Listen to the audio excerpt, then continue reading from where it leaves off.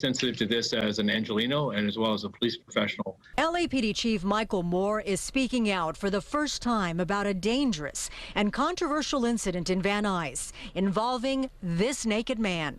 Being exposed to such violence, it would be it'd be very traumatic, and it'd be very unsettling, and it would frankly make me very upset. On June 29th, around 11:30 p.m., this man can be clearly seen on security video using what appears to be a metal blade, attempting to break into Cindy and Robert Hemingway's home. When I saw the knife, I was pretty freaked out. I mean, he was, you know, it's like Nightmare on Elm Street, the video. Cindy was home alone. Robert was out of town, but watching everything unfold through their Ring security system. I said, Cindy, you got to call the cops immediately. She did, and she also decided to communicate with the man at her door, hoping to scare him away. Who is it? This is a little demon. When LAPD officers arrived, Cindy showed them the video. The initial response was that the man, who was still in the neighborhood, would be detained. He matched the description, so since I already saw the video, I'll be able to better identify him. But after communicating with superiors, officers explained there would be no arrest.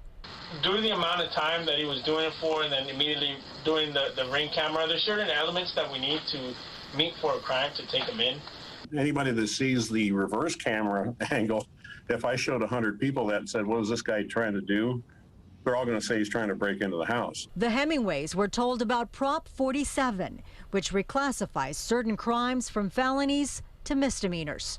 Even the officers that night indicated that their hands were a bit tied because of the policies. So the man seen in this video was let go. A few hours later, he took off all his clothes and broke into this apartment, not too far away from the Hemingways.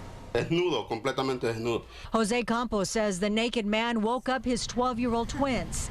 He heard the commotion and confronted the intruder, who then grabbed a drill and began fighting with Jose.